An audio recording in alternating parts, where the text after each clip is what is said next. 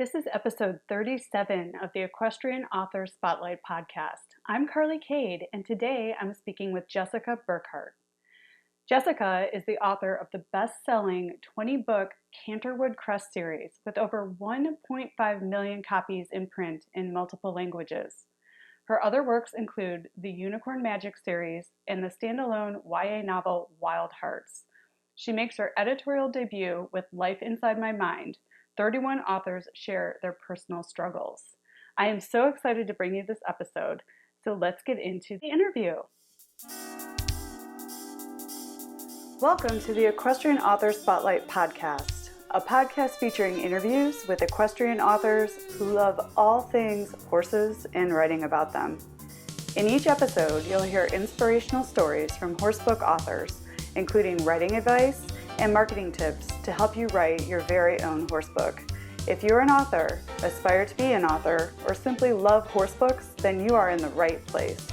I'm your host, Carly Kade, and creative writing makes my spurs jingle. Hi everyone, welcome to the show. Today I am so excited to have Jessica Burkhart with us. Hi Jessica.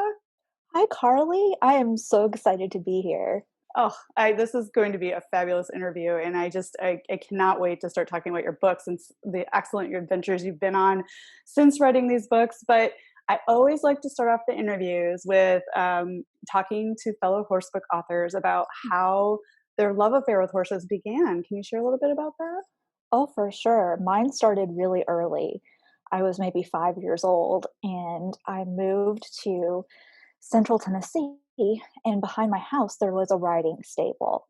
And of course, I'm leaving my backyard, walking out and stretching a hand over the fence to try to pet the horses, not realizing it's an electric fence. Oh no. So I am on my butt in 3 seconds after touching that fence, but it didn't deter me. I kept going out and visiting them and petting them and feeding them. And finally, one of the instructors noticed me so many times that she said, finally, why don't you take lessons and learn how to ride and get to know horses? And that was it. I was hooked. Oh my goodness. What a dream for a little girl to like have a horse property right behind her, and that it just be able to see them and then be able to go take lessons at that same farm is a dream. And we've all had the experience where we experienced the zap of an electric fence. It does not feel good. It is definitely a surprise. A surprise. That's a good way to put it. Absolutely. Mm-hmm. It's like a little zip, and then you're like, yes, I won't do that again. Right. It's so funny that you brought that up. And then, you you are the author of the best-selling 20-book Canterwood Crest book series with over 1 million copies in print. Before I ask you to tell us a little bit about the books, I know that you have a really interesting story about what compelled you to become a writer of horse books. Would you share that with us? Sure. As I said, I started riding really early, and horses were my number one passion. My family did not have a lot of money, and I would clean stalls and clean tack and exercise ride and do anything that I needed to do to pay for lessons. And I thought up until I was 12 years old that I would be a breeder, a trainer, somehow involved in horse world, maybe going to the Olympics. That was my dream, to be an Olympic equestrian.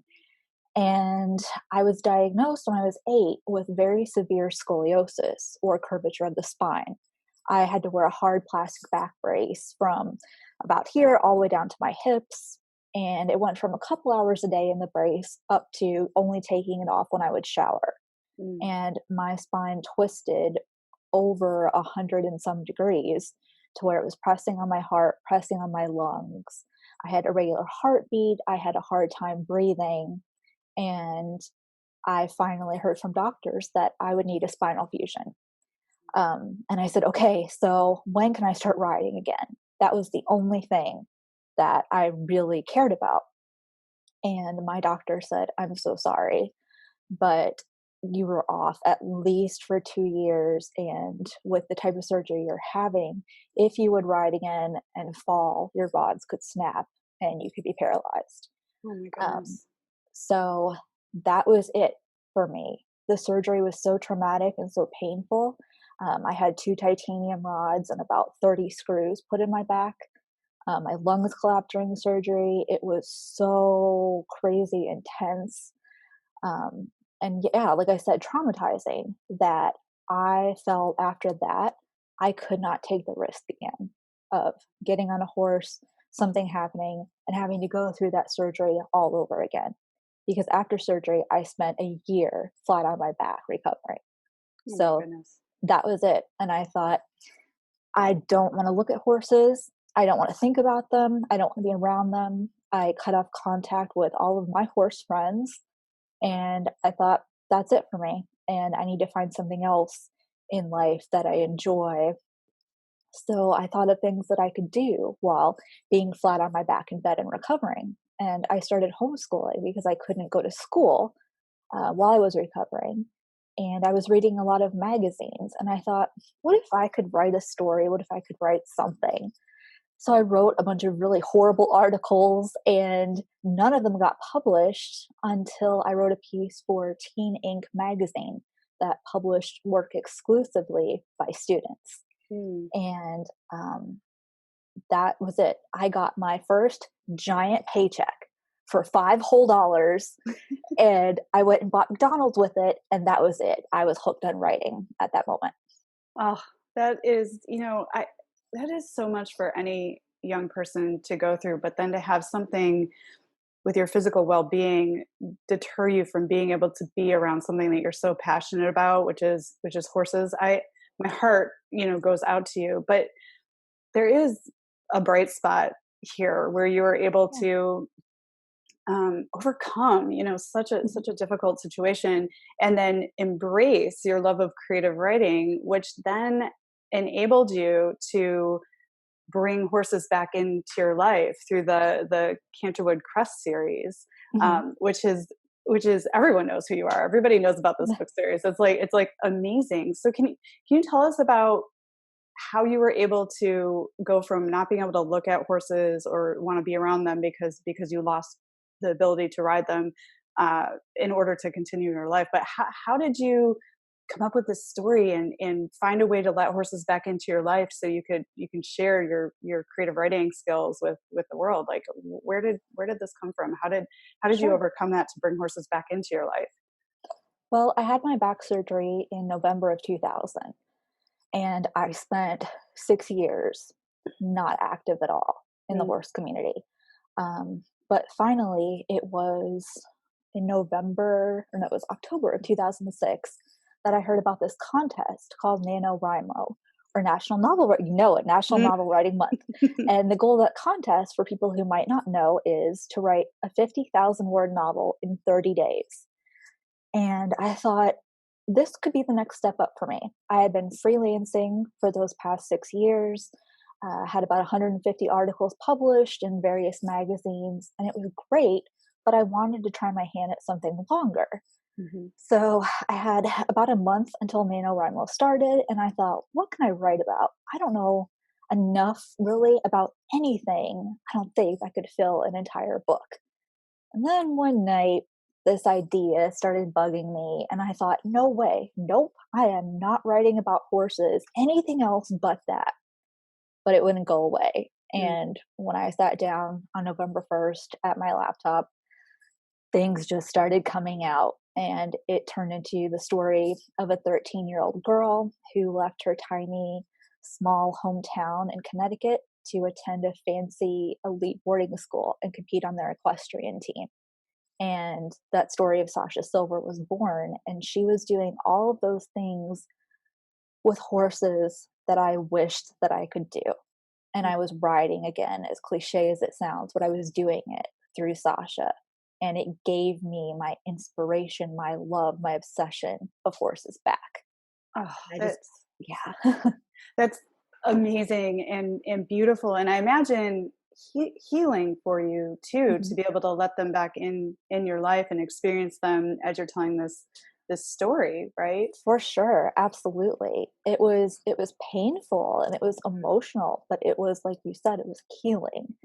And I found my love again, and it just reignited my entire being, I think, and my passion for horses. Oh, that's so beautiful. And then what's so incredible about this is like you mentioned that like the muse showed up and the story wouldn't leave you alone, and then you sat down to try your hand at writing a book through NaNoWriMo. But it was incredible. It ended up winning NaNoWriMo. How was that experience for you? What opportunities opened up after you actually won the competition? You completed a book, which in that time frame, which is amazing. I've tried my hand at NaNoWriMo. I think I've always gotten to around 30,000 words. I've never completed in the month. So that just completing is a amazing achievement. But then you won, so let's talk about that experience of winning the Sure. contest.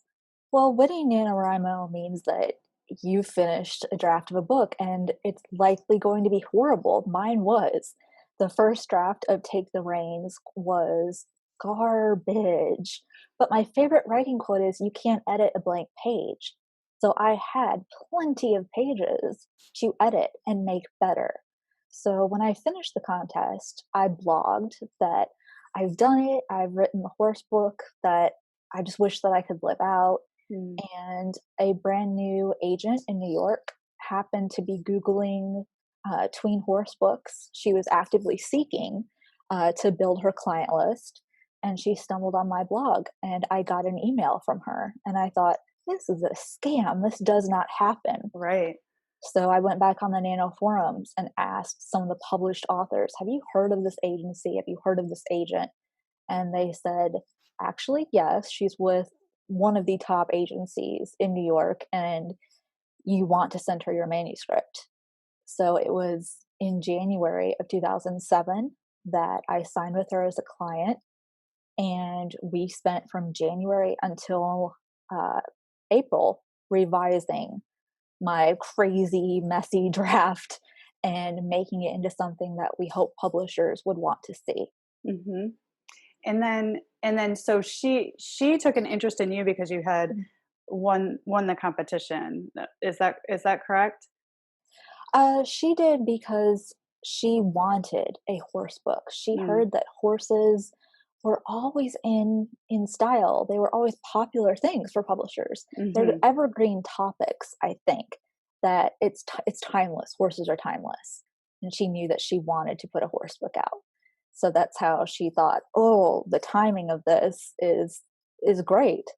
Oh, that's amazing. So then you spend time together and you work through revising the manuscript because there's always this conversation that get a messy first draft out there. That's the first Mhm. step, and then you can once you got it down, then you can go back and you can improve it. So you work together, and then she took your manuscript and she went to publishers. What was that period like? And were you nervous? Were you excited? Like how did it end up going from all this magical stuff that's been happening around you, around the book, but how did it go from the agent to published Sure. book? Well, after we spent that time editing it and working on the draft, she decided that, okay, it's ready to go on submission. And she warned me, this process takes months. It Mm. takes a long time, and we might not ever get responses back. And if we do, they're likely to be rejections. I was in my senior year of college at Florida State at the time. So I was busy. I was studying all the time, finishing up finals. Um, and she went on submission with it. And 10 days later, I got the phone call. And there was crying and screaming and disbelief and shock. And it was her first major sale too.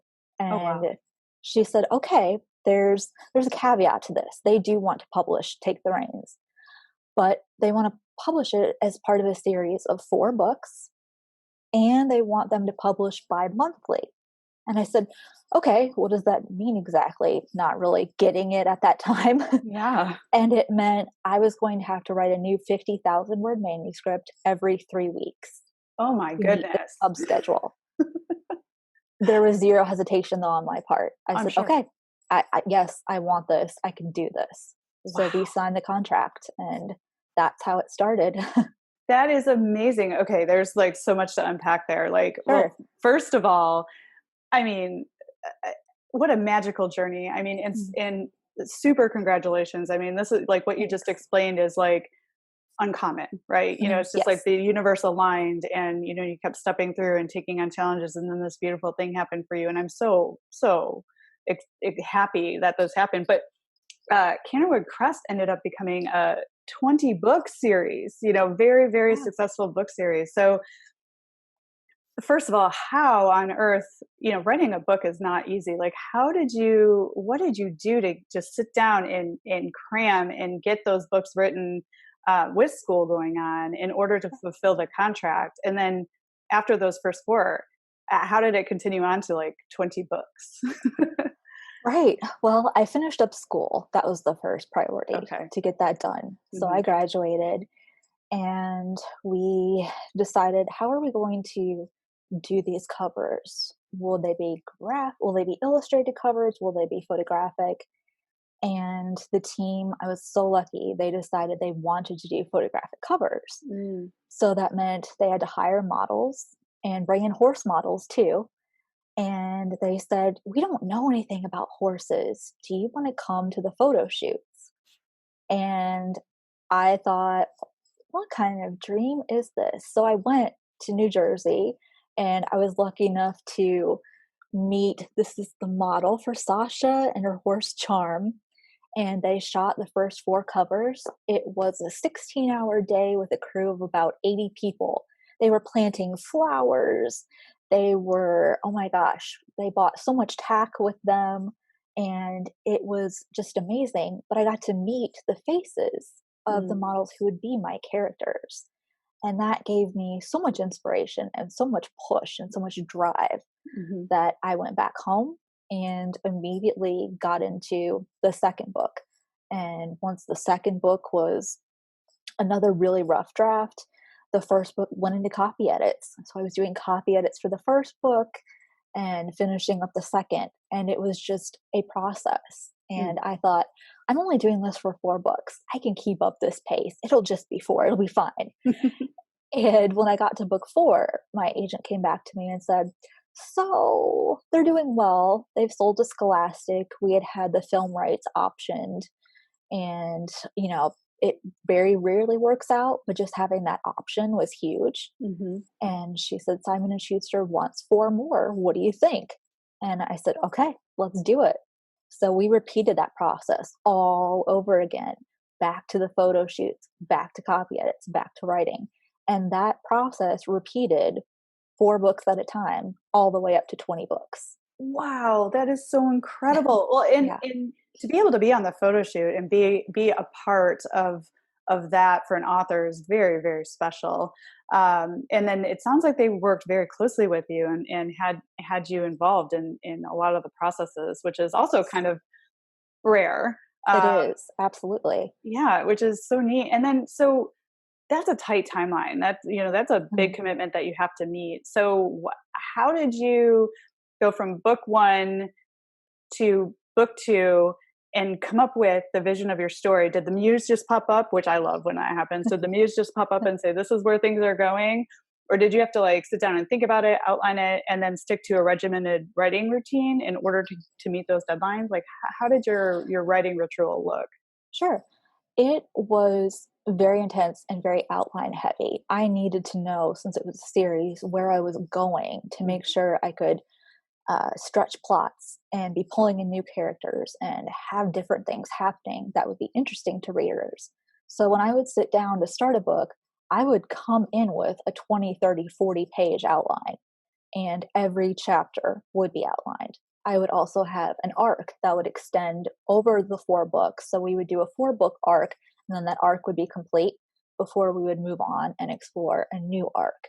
So I was a full time writer right out of college. And to meet these deadlines, I was pulling 16-hour days, 7 days a week, writing this series. Wow. And yeah, I even tore a tendon and a ligament in my elbow, and I couldn't have surgery because I had to keep the schedule going.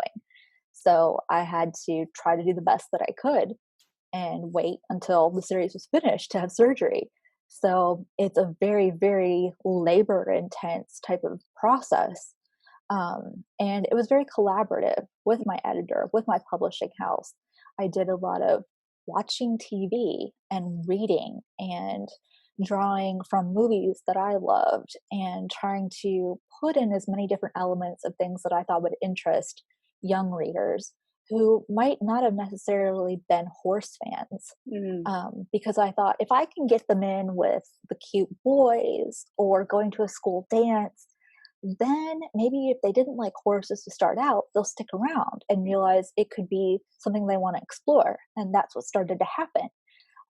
I had readers come to me and say, I didn't really like horses, or I didn't think about horses ever, but I read your books because of the cute boy. And then I begged my mom to take writing lessons. So I thought, I got you. I did my job. Oh, that's fabulous. So you ignited like a whole new generation of equestrians who may not have been Mhm. equestrians through your writing. How does that feel? That's got to feel awesome. It's so cool. And, when I was going to the photo shoots, I was allowed to take very limited behind the scenes photos, but videos too, Mm. that the publishing house would prove to make sure there was nothing given away that I couldn't post. And I would put those on my YouTube channel and on my Instagram. And my readers would see these and just be so excited and buzzing with, oh my gosh, look at this, look at this. And one of the cutest stories to come from those is the model who played Sasha's best friend, Callie, had never been around a horse before, not Oh, once in her life. She was terrified. She showed up to the shoot crying, and she was a model from, I think, Wilhelmina. And they ended up getting this lovely shot of her, she's gazing lovingly up at her black gelding. And what I told the readers after, when they all were just dying over the cover, guys, I hate to break it to you, but she's gazing lovingly at a broom handle because she was so terrified of holding his halter that we had to Photoshop the horse in after.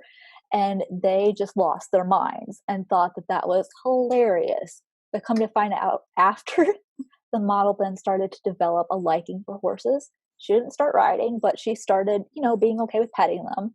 oh. And she showed up at our later shoots being at least a little bit more comfortable around them. So that was really cool to be there and experience that.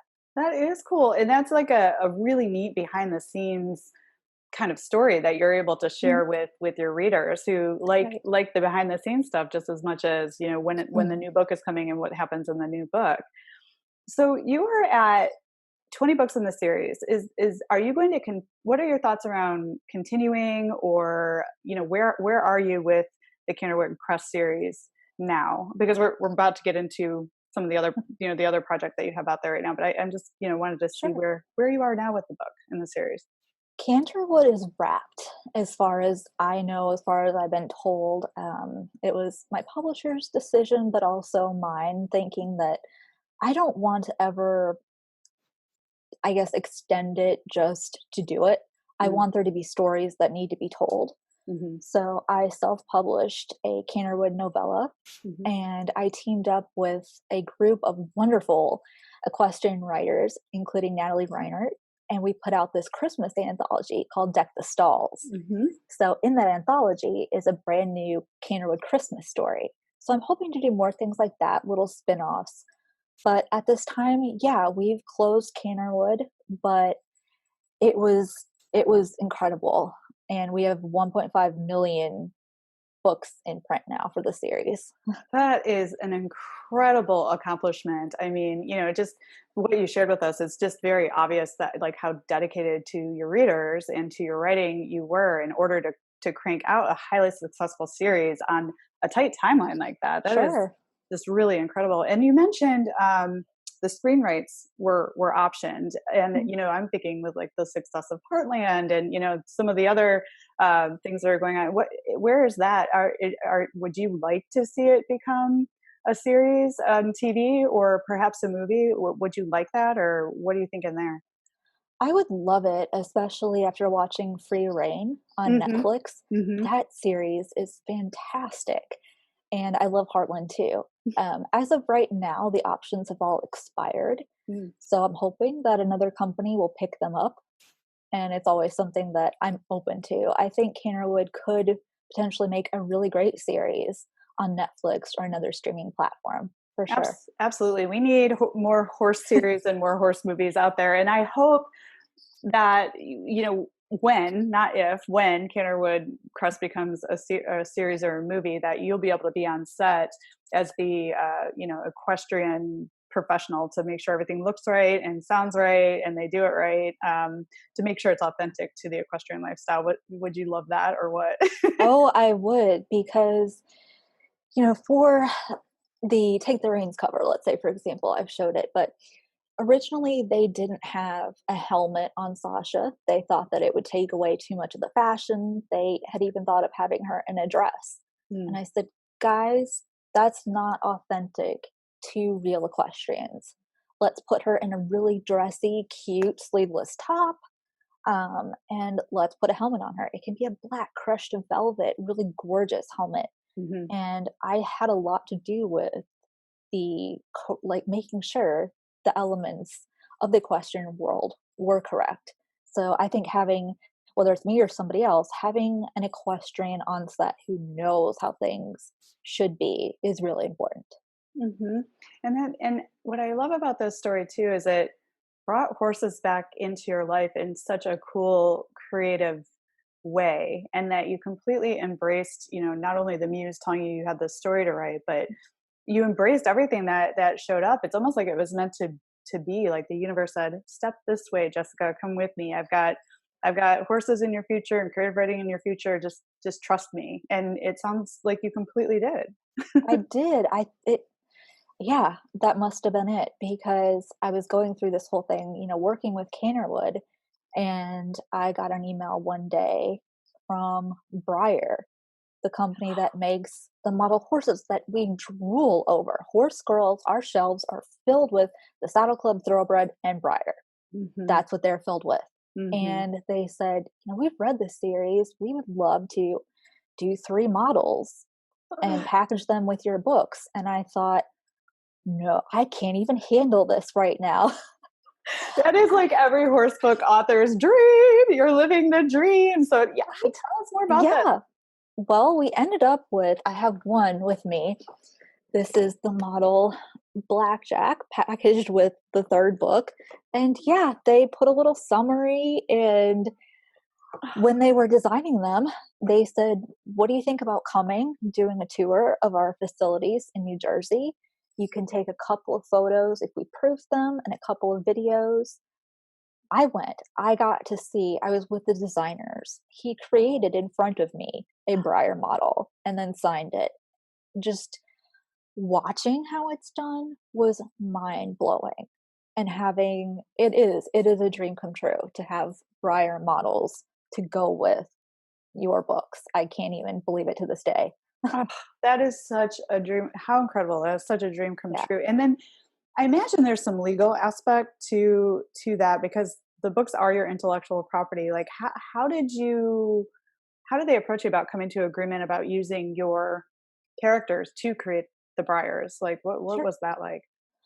They came to me initially. They just pulled my email off of my website, and I involved my agent right away and Mm-hmm. said, I don't know anything about this. What do we do here? And then they had to get in touch with Simon Schuster, because they own, I think, a part of the merchandising rights. Mm-hmm. So it was just making sure that everything was all correct and legal. But just a fascinating experience. And that led me to going to speak at Breyer Fest, Oh, which, if you haven't been, you should go. Briar Fest is amazing. Isn't it? Oh, It's the best. it is. It's the coolest thing. I'm just like you. I grew up drooling over Breyer horses, and I had shelves and shelves of them, and I still have them up here in my office, actually, Yeah. as we're speaking. But yeah, and Breyer Fest is incredible. Did you go to the Clarion Hotel while you were there? And Yes, I did. okay, talk to us about your experience of the Clarion Hotel, because when I first experienced it, I was like, I can't even believe this is real. I couldn't either. The signs, first of all, that people had in their hotel windows saying what they had, what they wanted, what they were looking for was intense. I've never seen anything like it.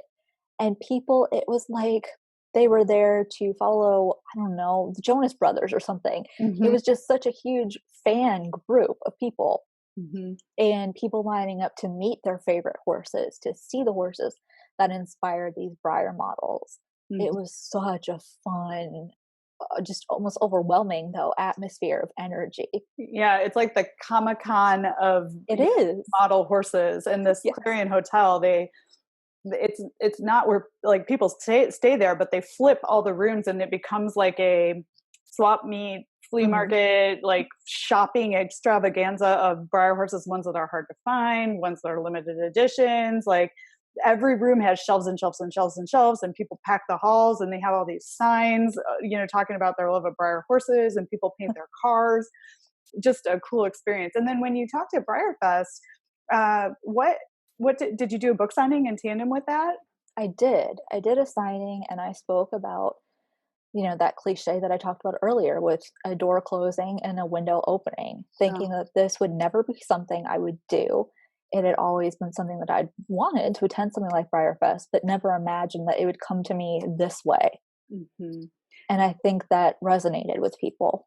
Yeah, and what a great example you are for everyone. It's like to overcome something so challenging, and then just have this incredible, beautiful life unfold before you, and embrace it and step into it. And then you're inspiring people through your words. I mean, there's nothing Thanks. better than that. And I'm so happy, and thank you for sharing this incredible story with us. It's just Oh, been thank you. neat to hear it Yeah. firsthand. I want to talk a little bit too about your other works. Your other works include the Unicorn Magic series and the standalone YA novel Wild Hearts. Would you tell us a little Yes. bit about these? And I imagine these came Sure. after Canterwood Crest series kind of wrapped, because that was a heavy timeline that you were dealing with there. Well, that's what you would think. Oh. But as Canterwood was still happening, I was having more horse ideas. And I put together a pitch for a YA novel about a girl whose father is a land developer and he wants to go out west and buy up the land. And instead of letting Mustangs in this area of Wyoming roam free, do their thing, he wants to drive them out.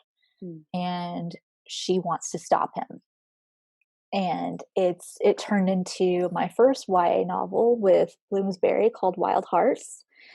And yeah, I mean, I was outlining it and sort of writing it while I was writing Canterwood, and it came out in 2015.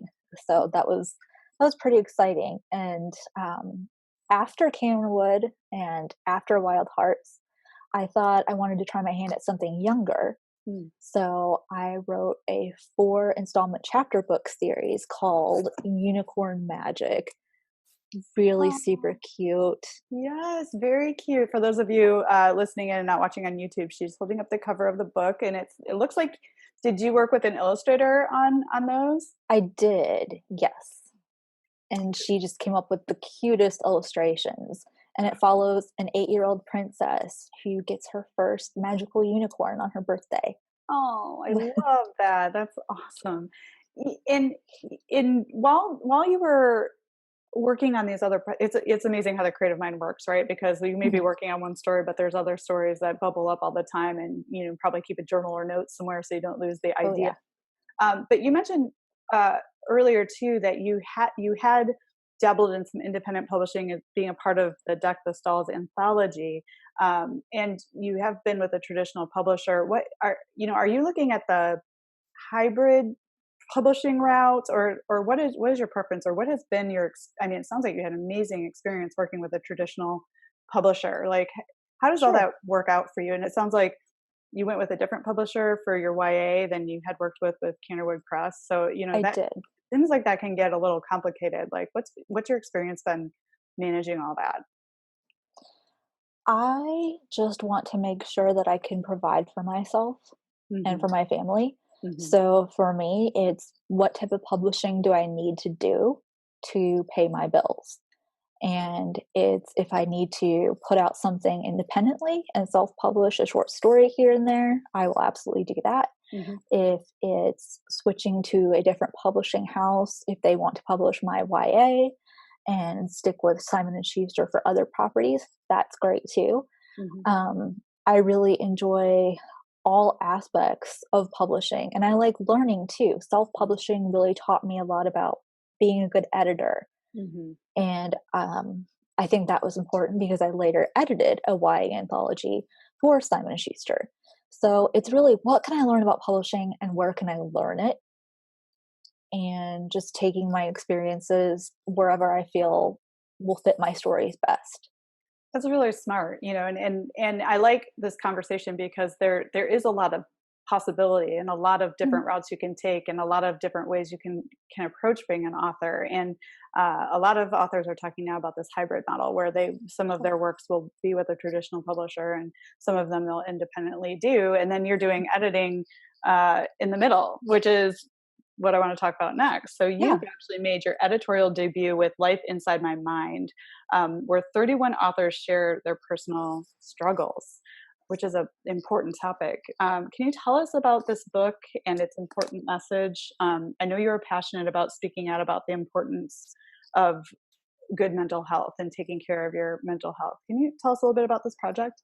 sure. Well, this is my editorial debut from Simon Pulse, and Life Inside My Mind came out in 2018. And it's a collection of 31 authors coming together to talk about anxiety, depression, OCD, suicide attempts, anorexia, in an attempt to make it easier for people to have these conversations and to know that they might look at an author who they might view as some sort of quasi celebrity or celebrity and realize that, hey, we go through these things too. We are just people, we are human. And it was important to me because I've dealt with crippling generalized anxiety and also depression. And I thought, I want to make sure my readers feel comfortable talking to someone if they need to, if they're struggling. And we have such high suicide rates in this country now too, Mhm. that I don't want my readers to ever feel like that's the only way out, that there is no other option than to end their life. And and you speak out about this a lot on your blog, and Mhm. you talk about this, and I think it is so important. And thank you for being a stand for Sure. people having a place to go and talk about these things. And um, as an editor, that was pretty cool. I mean, you have 15 years of experience as a freelance writer, an author, an editor, and you've edited many novels across various genres, and a lot of them have been acquired by literary agents. So, Mhm. and this is a service you offer. Can It you talk, is. talk to us a little bit about the services that you offer as an editor? Sure. On my website, it's jessicaburkhart.com. You'll find that I help people come up with great query letters that will get an agent's attention. I work with people to line edit their manuscripts, and I do developmental edits too for them. So it's really about trying to help people who have a great story put all of those fine touches on their manuscript to make it the best it can be before they submit it to an agent or to an editor if they're going after a smaller press. Even for people who are self publishing, Mm-hmm. to make sure that everything is the best it can possibly be before they upload it to the internet.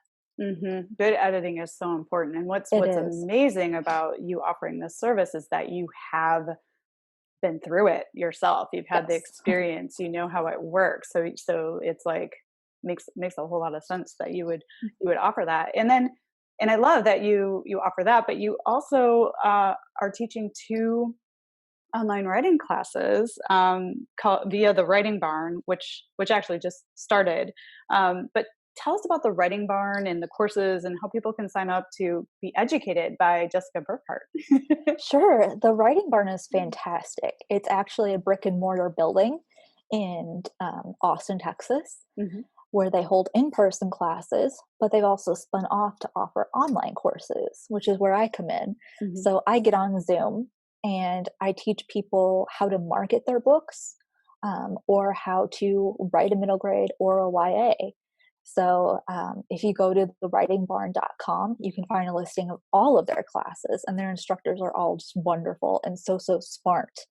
And then I've kind of branched off into working with Writing Workshops Dallas and teaching online classes for them too. So it's just another way too for me to teach myself things, and it's a good refresher to I feel like you have to really understand a concept before you can teach it to someone. Hmm. So it's education is always good. I don't think you ever know too much to get education. Yeah, never stop learning. That, I mean, keeps Hmm. you young too, It right? does. Yeah. I love that you offer these services and this educational opportunity because, I'm so for authors uniting and supporting each other and creating community and not competing with each other, but lifting each other up. And you are a testament to that. So, thank you for Thanks. sharing everything you've learned and all your knowledge and putting it out there into the world. Not just, around writing, around editing, which is so important to have good editing.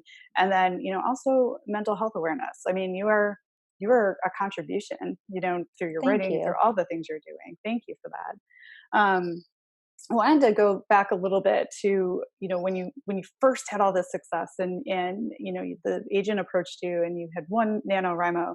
Is there something that you wish you had known back then as a new author that you could, share with aspiring authors that might help them in their journeys? Is there something you wish you knew when all this started happening?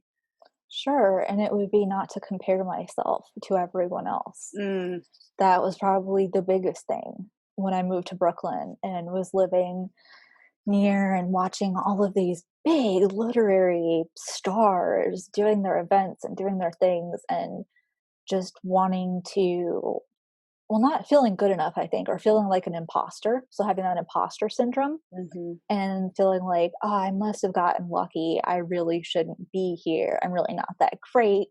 They're going to find out that I'm not a good writer and I'm just a fraud, basically. So not comparing yourself, I think that's so important. And then how did you overcome that feeling? Because I know a lot of authors or a lot of creatives actually deal with the syndrome. Mhm. Like, who am I to be doing this? I'm not good enough. Comparing yourself to others. Was there a breakthrough that you had that helped you like overcome that feeling, or a learning lesson that you had that made you realize like thinking that way was to your own detriment? I wish I could say yes, but I still have imposter syndrome. After all of the books, I still, every time I go to teach a class, think, nobody's going to sign up for this. Why would they sign up with me when you could go learn from anybody else? Hmm. I have not found an answer to that question yet. That's, we are our own worst enemies, aren't we? Yes. Yes, we And are. but speaking to this imposter syndrome, you are living the dream. You are a full-time writer. You offer these other services. You're an educator. Did you? And I imagine the answer to this is no. But did you ever expect to be able to write full-time and support yourself? Like, I will say yes, only because I'm not good at anything else. I knew that I had to make this work. I mm, loved it more than anything. And I just feel like I'm doing what I'm supposed to be doing too. mhm. Even if I still don't feel as though I'm great at it, I still feel like it's what I should be doing. Um, so, no, honestly, I never thought that this would be where I am today.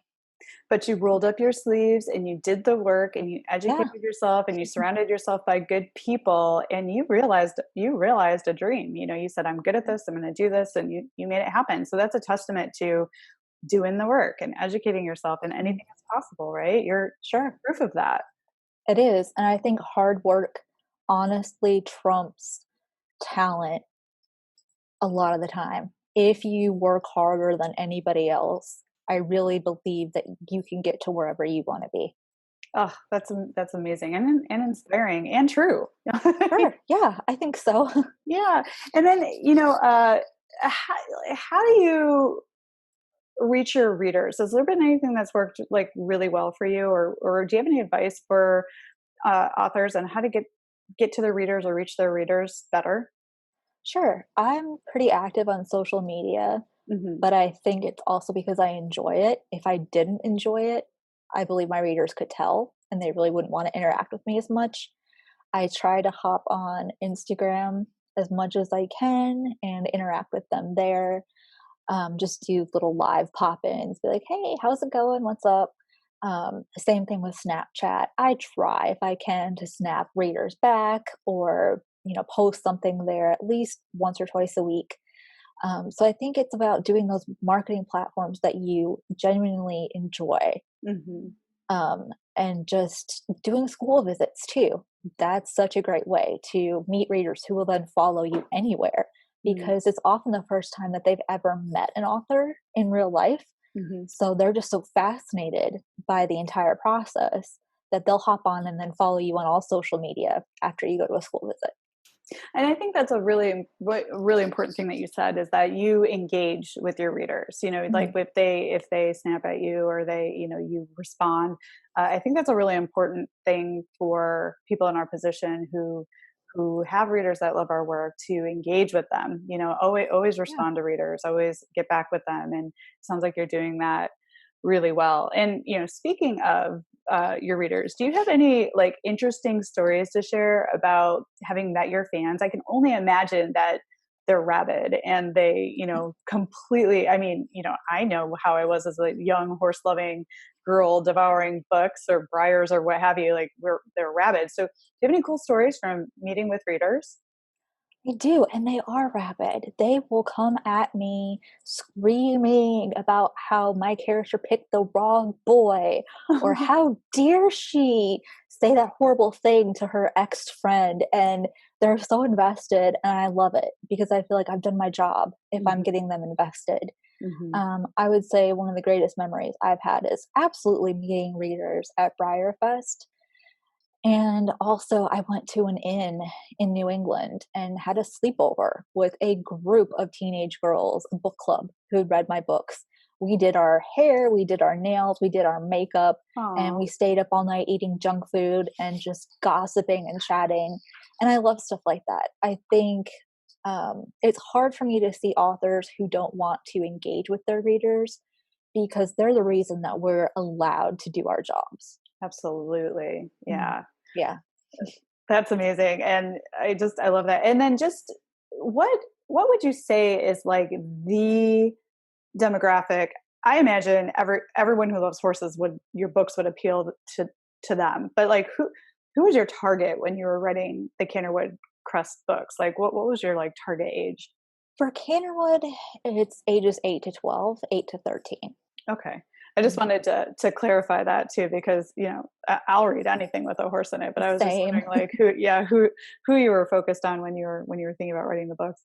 And then I always ask my interviewees this question because everybody's response is different, and it's always really interesting to hear different perspectives. But what for you has been the hardest part about your author career or being an author? I would say the uncertainty. Mm, It's still at the end of the day, you're still self-employed and you still need to pay your bills and make sure that all those things are covered. And at the end of the day, your success depends on you, but also not so much. It's with things beyond your control, like how many copies your book sells or doesn't sell. mhm. So I think not having that steady paycheck can be scary. But it's also really the only way that I've ever lived. So I don't know anything else. Mhm. And it sounds like you've been really smart though too, because you're opening up different Mm. revenue streams. It's not just all focused on, the Canterwood Crest series. You have the services that you offer as an editor. You take freelancing jobs. You've written other books. Mm. You're doing the educational webinar series or the Mm. educational stuff through the writing bank. So you have different ways that it's coming into you. And I imagine, when you do speaking engagements, there's a little bit of income for you around that as well. Yes, absolutely. And then merchandising. Did you merchandise anything else from Canterwood Crest, or was it just mainly the Breyer lines? It was just the bright lines. So there's a whole world of possibility there too. You still have screen or book to screen rights that you Right. can work with, Yes. and then merchandising that might come out of that. So you never know where intellectual Nope. property is going to lead you as far as income comes. But yes, it is very uncertain, and you have to be wise about the decisions you're making Mhm. in that realm when you become a self-employed person. You're running a business. Right. Absolutely. And then on the flip side of that question, I know you talk about how much you love your readers, and that's always the best thing about being an author. But like, what else for you has been the best part of your author career? I would say having the freedom every day to be in my pajamas if I want, or not to leave my house. To have those opportunities to pick up and go, to travel if I need Hmm. to get to experience things all around the country with people I never would have met otherwise, I Hmm. think is a really huge thing for me and for my career. Yeah, so that you don't get stuck in the rut or the monotony of Mhm. a routine. There's like always something spicy going on with your Right. author life, Yes. and the opportunity to stay at home. I mean, that is true of authors. We stay at home in our pajamas without makeup on, working all day diligently to bring fresh content to people to Yes. read. Yes. You don't need makeup and like a smart wardrobe to be an author. Nope, it was just for this hour today that you got. Yes. And you're not the first person to say that. So Right? that's like totally okay. And I loved it. I love asking this question too. Like you have a lot of fans. You have very rabid fans. What might one of those fans be surprised to learn about you? Can you do like a rotating backflip into a jump kick, or do you own a pet monkey? A pet monkey would be awesome. That would be cool. That would be so cool. I'm gonna put that on my list. Um, I would say just that I'm as big of a dork and nerd as a lot of my readers are, and I love and embrace that. I am the biggest Pokemon Go player that Mm, you've probably ever met. I love going for walks and playing games and um, yeah, just immersing myself in that kind of culture. Also, I think my anxiety is something that a lot of readers would not expect because I am speaking, I am teaching, I am doing all these different things that require me to sort of slip into business author Jess mode. mhm, And once that's over, it's such a huge sigh of relief. And I did it. I didn't fall on my face. This didn't happen. This didn't happen. mhm. So I think it's important to keep being vocal about things like that, you know?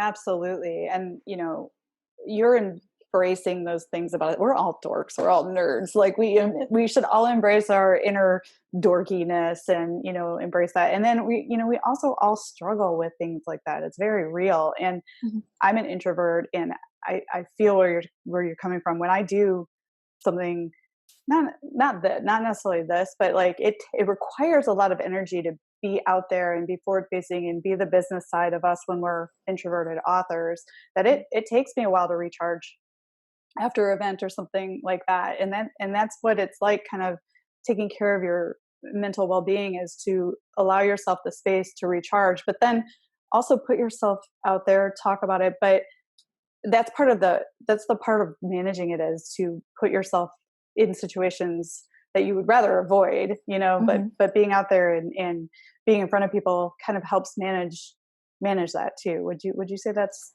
correct? Absolutely. Because when I went to teach my very first writing workshop online, I almost canceled. I thought, Mm, I just cannot do this. My anxiety was just so high.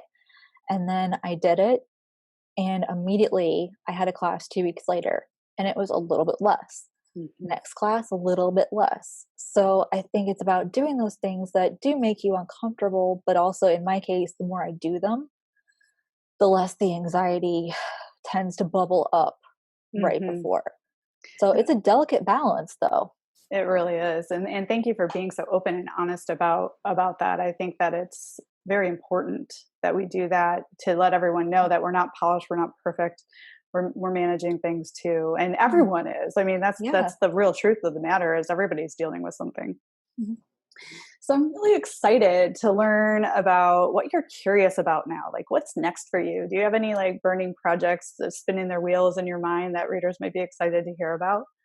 Well, the one that's getting the most excitement for me right now would be a new horse series. Ooh. Yeah, I think it's time, and I have a draft just about complete for the first novel, and I think I'm ready to go back to a middle grade slash tween horse series. So fingers crossed that publishers think that's the right move. Hopefully they do. And then also after that, I think moving and doing another YA Mm. is something that I want to do. But first, the horse book. Let's cross our fingers and hope that I have an announcement to make, hopefully in the next few months.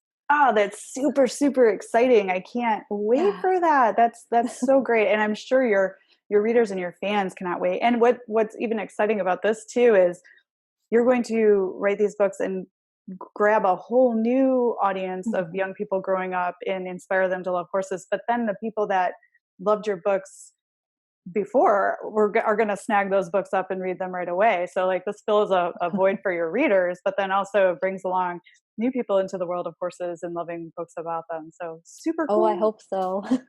Okay, well, you have to let me know when you're I ready to will. talk more about this series, and we'll have you back on the show to tell people where you're heading and what's going on and what's Awesome. next. Yay. I'd love to. Oh yes, for sure. And thank you for being so cool and such a great support. And Thank you. you were so friendly, and I was excited to have you on the show today. And I admire you. I look up to you and a lot of the other authors that were doing this before me, and you're my inspiration. So having you on the show is a Thank you. real gift for me. Jessica, will you share with us where people can find out more information about you and your books? Sure. You can find everything you want to know about me on my website. It's jessicaburkhart.com. And the easiest way to interact with me online is probably at Twitter. And my handle is Jessica Burkhart. Fantastic. And your books are available anywhere? Amazon, Barnes and Noble, anywhere you can find them.